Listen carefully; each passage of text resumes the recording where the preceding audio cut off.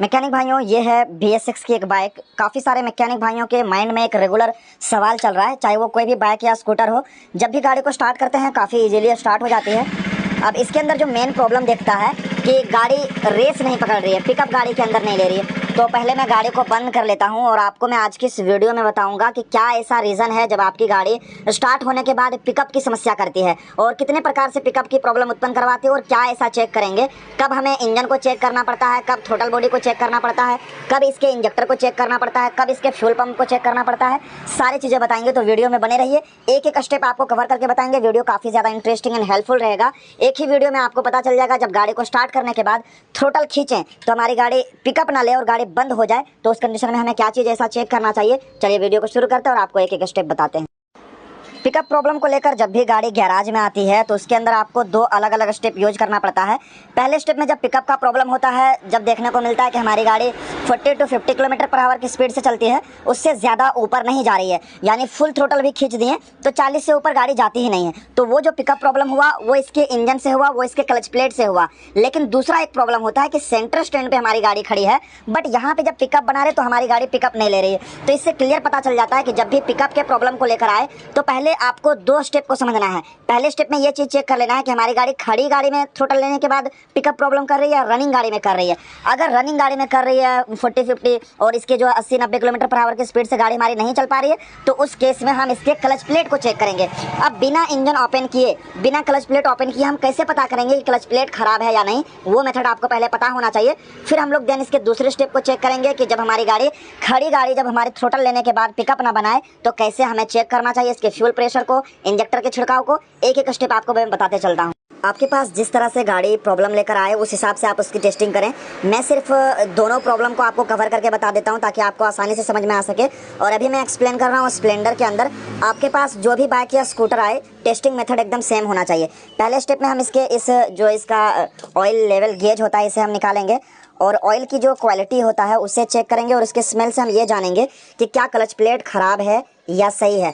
काफ़ी सारे मैकेनिक भाई इस चीज़ को लेकर काफ़ी कंफ्यूज हो जाते हैं कि गाड़ी हमारी मात्र 200 चली हुई है, 400 चली हुई है, या अभी फर्स्ट सर्विस भी नहीं हुई, इतना जल्दी पिकअप का प्रॉब्लम आया तो क्लच प्लेट खराब हो ही नहीं सकता। बट जी नहीं मैकेनिक भाइयों, ये जरूरी नहीं, किलोमीटर के ऊपर डिपेंड करता ही नहीं। काफ़ी समय जो मैन्युफैक्चरिंग डिफॉल्ट निकल आता है, क्लच प्लेट खराब निकल आता है। मैंने काफ़ी सारी गाड़ियों का अंदर 200 किलोमीटर ही क्लच प्लेट को रिप्लेस किया है, तो जरूरी नहीं है। तो पहला स्टेप क्या होना चाहिए, जब भी आपकी गाड़ी 40 किलोमीटर पर आवर की स्पीड से ऊपर ना जाए तो उस कंडीशन में आप इसके क्लच प्लेट को चेक करेंगे। अब उसके लिए तो इंजन ओपन करना बेवकूफ़ी है, तो उसके इंजन ऑयल के स्मेल से या फिर उसकी क्वालिटी से हम पता कर लेंगे कि क्लच प्लेट हाँ सही में ख़राब है या नहीं। तो अभी अगर देखा जाए तो मैं जिस तरह से इसके इंजन ऑयल को आपको दिखा रहा हूँ, इसकी क्वालिटी से और इसके स्मेल जिस तरह से मैं देख पा रहा हूँ, इसको सूंघ पा रहा हूँ, ये एकदम परफेक्ट है। इससे ये पता चल जाता है कि क्लच प्लेट खराब नहीं है। तो जब भी क्लच प्लेट खराब आपको साबित करना हो या इसे इंजन को ओपन करना हो तो पहले इंजन ऑयल को जरूर से जरूर जाँच कर लें। तो ये है पहला मेथड, जब भी आपकी गाड़ी 50 किलोमीटर 40 किलोमीटर पर आवर की स्पीड से ऊपर जाती ही ना हो। अब चलिए मैं आपको दूसरा स्टेप बताता हूँ कि इसके जब गाड़ी सेंटर स्टैंड में रहने के बाद थ्रोटल खींचते ही गाड़ी का भदभदाहट सा महसूस हो, गाड़ी के अंदर पिकअप ना ले रहा हो, जब आपको बहुत सारे ऐसे स्टेप चेक करना पड़ेगा। वो कौन कौन सा है चलिए मैं दिखाते चलता हूँ। दूसरा जो प्रॉब्लम क्रिएट करवाता है वो है इसका फ्यूल प्रेशर, इंजेक्टर का छिड़काव, थ्रोटल बॉडी और इसका TPS सेंसर। टेस्टिंग का मेथड क्या रहेगा, सबसे पहले यहाँ से इसके फ्यूल के पाइपलाइन का जो कनेक्शन है इसे हम निकाल लेंगे। काफ़ी टाइट फिटिंग होता है, ओपन करते समय आप खास ध्यान रखें कि इंजेक्टर का पाइप टूटे ना। इसे हम इस तरह से ज़ोर से प्रेस करके बाहर की ओर खींचेंगे तो ये निकल आएगा। अब इसके हम चाबी स्विच को ऑन करेंगे तो यहाँ से फ्यूल की सप्लाई होना चाहिए काफ़ी तेज़ी के साथ। चलिए ऑन कीजिए। ये देखिए, जैसे चाबी स्विच ऑन किया तो कुछ इस प्रकार से इतना फ्यूल इसके अंदर आया। बट ये टेस्टिंग का अगर देखा जाए ना तो एक रॉन्ग मेथड है, ये टेस्टिंग का परफेक्ट तरीका है नहीं। तो क्या है परफेक्ट तरीका, क्योंकि जब भी हम लोग इस तरह से चेक करते हैं, चाबी स्विच ऑन करते हैं, फ्यूल तो आया, और यहाँ पे हमारे मैकेनिक भाई मात खा जाते हैं कि जब चाबी स्विच ऑन कर रहा हूँ तो फ्यूल की सप्लाई हो रही है। बट ज़रूरी नहीं कि आपका फ्यूल की जो सप्लाई हो रहा है उस प्रेशर से हमारी गाड़ी जो स्टार्ट होकर थ्रोटल रिस्पॉन्स अच्छा खासा दे। इससे परफेक्ट जो है गाड़ी का थ्रोटल लेने के लिए 38 से 40 PSI का प्रेशर होना चाहिए। अब वो एक अलग मेथड है चेक करने का, उसके ऊपर मैंने ऑलरेडी वीडियो बना रखा है। पे आपको डिटेल में दिखेगा कि कितना PSI है, कैसे प्रेशर गेज के मशीन को लगाया जाता है, कैसे प्रेशर मापा जाता है। तो पहले स्टेप में फ्यूल प्रेशर को चेक करेंगे, दूसरे स्टेप में हम इसके इंजेक्टर को चेक करेंगे। तो इंजेक्टर को चेक करने के लिए क्या करना पड़ेगा, हम इसके इंजेक्टर को बाहर निकालेंगे। चलिए इंजेक्टर को बाहर निकालते हैं। इंजेक्टर को मैंने ओपन कर लिया इसके प्रेशर के साथ साथ इसके छिड़काव को चेक करने के लिए। बट उससे पहले आप याद रखें, अभी मैं टेस्टिंग जो का मेथड जो बता रहा हूँ, इंजेक्टर के छिड़काव को चेक करने से पहले ये जरूरी है कि इसके आने वाले वोल्टेज का आप टेस्टिंग करें। मल्टीमीटर का लगाएं और इसके अंदर इनपुट 12 वोल्ट की सप्लाई को चेक करें। कनेक्टिविटी मोड पे मल्टीमीटर को लगाएं और यहाँ से इसके ACM तक के बीच का वायर चेक करें कि कहीं वायर कटा ना हो। ये सारे मेथड मैंने ऑलरेडी कवर कर रखा है, इसलिए मैं आपका ज़्यादा टाइम नहीं लूँगा और डायरेक्ट यहाँ पे आपको छिड़काव दिखाऊंगा। तो अभी इसके अंदर हम किक का उपयोग करेंगे। इग्निशन स्विच ऑन करने के बाद तो छिड़काव देखना है। ये देखें, ये देखें, बस कीजिए।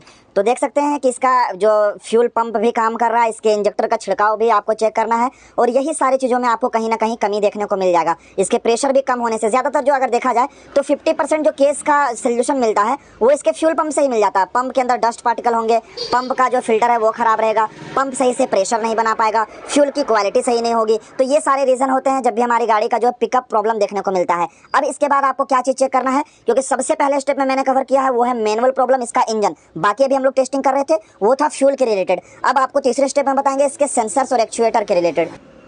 वैसे तो आपको इसके फ्यूल के रिलेटेड या इसके क्लच प्लेट में ही प्रॉब्लम देखने को मिल जाएगा, बट अगर उसके बाद भी सोल्यूशन नहीं मिलता है, जब आप इसके सेंसर यूनिट को चेक कर सकते हैं। इसके अंदर TPS सेंसर होता है, टोटल पोजीशन सेंसर। अब वो जब खराब हो जाएगा, जब तो ECM को सिग्नल नहीं भेजेगा, और साथ ही साथ IAT सेंसर, मैप सेंसर, सारा का सारा इसी के अंदर इंक्लूडेड होता है। तो थोड़ा सा कन्फ्यूजन हो जाता है इसको चेक करना। तो मैं बताता हूँ कैसे चेक करना है। सबसे पहले मल्टीमीटर को आप 20 वोल्ट पे लगा दें। यहाँ पे 20 वोल्ट पे मल्टीमीटर को लगा के जो पॉजिटिव टर्मिनल इसका रहेगा वो इस सेंसर यूनिट के सबसे एंड वाला वायर में आपको लगाना है। कलर कोड की अगर मैं बात करूं तो इसके अंदर ग्रे प्लस ब्लू कलर का वायर देखने को मिलेगा। एक वायर यहाँ लगा देंगे और दूसरा वायर इसका कहीं से हम ग्राउंड इसे प्रोवाइड कर देंगे। 5 वोल्ट का इनपुट इसके अंदर आता है। ये देखें, परफेक्ट इनपुट इसके अंदर मिल रहा है। तो ये इसका हो गया इनपुट सप्लाई कि ECM से इसका परफेक्ट इनपुट सप्लाई मिल रहा है, 5 वोल्ट का इनपुट। अब इसका रजिस्टेंस चेक करना होता है कि कैसे ये TPS सेंसर खराब है या सही है, उसको कैसे चेक करना है चलिए मैं बताता हूँ। इसके लिए हमें इसके सेंसर यूनिट को बाहर निकालना पड़ेगा और इस सेंसर यूनिट की जब भी टेस्टिंग करें उसके साथ साथ आप टोटल बॉडी भी क्लीन कर दें। ये मेथड जब भी आप उपयोग में लाएंगे 100% आपका पिकअप का प्रॉब्लम जो है सॉल्व होगा ही होगा। चलिए मैं इसकी टेस्टिंग बता देता हूँ कैसे इसे चेक किया जाता है। इसका सेंसर यूनिट मैंने निकाल लिया है इस वाले जगह से इसकी टेस्टिंग करने के लिए। तो कुछ इस प्रकार से ये लगा रहा था, आप समझ सकते हैं। और निचला जो सबसे पिन है वो इसके इनपुट सप्लाई के लिए आता है 5 वोल्ट। अब इसका जो इसके सेकेंड और थर्ड नंबर का जो पिन है, बाकी उधर दो नहीं बता रहा हूँ, वो तो IAT और इसके मैप सेंसर का है। बट ये जो 2 पिन है ना, ये इसके TPS सेंसर के लिए काम करता है। इसी दोनों पिन पे हम इसके अंदर लगाएंगे मल्टीमीटर को और रीडिंग हमें देखने को मिलेगा। कौन सा पिन मैं अभी आपको दिखा देता हूँ। ये इसके इनपुट वोल्टेज के लिए हो गया, तो इस पर एक पिन लगाएंगे और दूसरा इस पर पिन 2 और पिन 3 पे। TPS सेंसर को चेक करने के लिए हम इसके मल्टीमीटर को 200 ओहम पे लगाएंगे और इसके अंदर हमें रीडिंग के अंदर जो है फ्लक्चुएशन देखने को मिलेगा। चलिए मैं इन दोनों पिन को काफ़ी अच्छे से कनेक्ट करता हूं और आपको दिखाने की कोशिश करता हूं। और जैसे इसके TPS सेंसर के अंदर हम मूवमेंट डालेंगे इसको एक स्क्रू ड्राइवर की मदद से, जैसे जैसे मूव करते चले जाएंगे तो रीडिंग में फ्लक्चुएशन आपको देखने को मिलेगा। तो ये है TPS सेंसर और इसके अंदर थ्रोटल पेडल लगा होता है और ये आसानी से कुछ इस प्रकार से घूमता है और यहीं से इसके ECM को सिग्नल मिलता है। तो इसी के अंदर हम आपको फ्लक्चुएशन दिखाएंगे। मल्टीमीटर को मैंने 200 ओहम पे लगा दिया और यहाँ पे सेंसर यूनिट में देखें तो मैंने जो प्रोब लगाया पिन 2 और पिन 3 पे। अब हम क्या करेंगे कि इसके इस सेंसर यूनिट में जो बदलाव करेंगे, थोड़ा सा फ्लक्चुएशन डालेंगे। चलिए डालिए। देखिए TPS सेंसर को हम खोल रहे हैं और जैसे ही TPS सेंसर को खोलें तो आपको यहाँ पे रीडिंग में फ्लक्चुएशन दिख रहा होगा। अभी एकदम क्लियर आप देख सकते हैं। अब इसके TPS को क्लोज कीजिए, बंद कर दीजिए थ्रोटल को।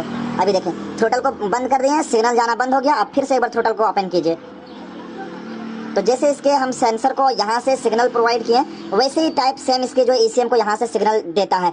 तो ये था कंप्लीट मेथड जो मैंने ऑलमोस्ट सारी चीज़ों को कवर करके बताया कि जब भी गाड़ी पिकअप ना ले तो किन सारी चीज़ों को चेक करना चाहिए। ऑलमोस्ट मैंने सारी चीज़ों को कवर कर लिया। तो वीडियो अच्छी लगे तो वीडियो को लाइक कर दीजिए, शेयर कर दीजिए और मैकेनिक टीवी की इस एप्लीकेशन को हर छोटे से बड़े सभी मैकेनिक भाइयों तक शेयर कर दीजिए। चलिए फिर मिलेंगे नेक्स्ट वीडियो में, तब तक के लिए थैंक्स फॉर वॉचिंग।